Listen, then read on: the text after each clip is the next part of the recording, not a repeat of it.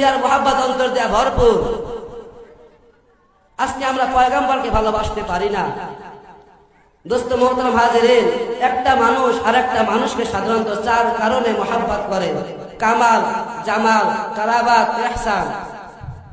এক একটা নিয়ে আলোচনা করতে গেলে সময় অনেক লাগবে, সময় খুবই সংক্ষেপ। তবে সংক্ষেপ আপনাদেরকে ধারণা দেব। মানুষ প্রথমত মোহাব্বত করে সৌন্দর্যের কারণে। আমার পয়গম্বর কতই না সুন্দর ছিলেন। হযরত জাবের ইবনে সামুরা বলেন, আমি চাঁদনি রাতে একবার পয়গম্বরকে দেখলাম।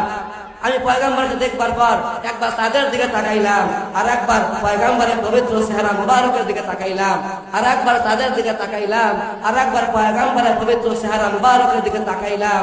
আমি অবশেষে সিদ্ধান্ত নিলাম, আরে চাঁদের থেকে আমার পয়গম্বর কতই না সুন্দর। ইয়া সাহিবাল জামাল ওয়া ইয়া সাইয়্যিদাল বাশার মিন ওয়াজহিকাল মুনির লাকাদ নাওয়ারাল কামার। আমার পয়গম্বর কতই না সুন্দর ছিলেন। এক নাম্বার, মানুষ মানুষকে মোহাব্বত করে সৌন্দর্যের কারণে। দুই নাম্বার, ভালোবাসে কামাল, যোগ্যতার কারণে মানুষ মানুষকে ভালোবাসে। তিন নাম্বার, ভালোবাসে ইহসানের কারণে। চার নাম্বার, ভালোবাসে সম্পর্কের কারণে। আপনার সাথে আমার সাথে পয়গম্বরের কেমন সম্পর্ক? পয়গম্বর নিজেই বলেন, ইন্নামা আনা লাকুম বিমানজিলাতিল ওয়ালিদ। আল্লাহ পয়গম্বর বলেন, উম্মতেরা রে, তোমাদের সাথে আমার সম্পর্ক পিতার ন্যায় সম্পর্ক।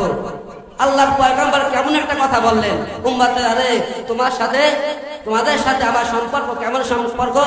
পিতা এবং ছেলের সাথে যে সম্পর্ক, তোমার সাথে এবং আমার সাথে সেই সম্পর্ক।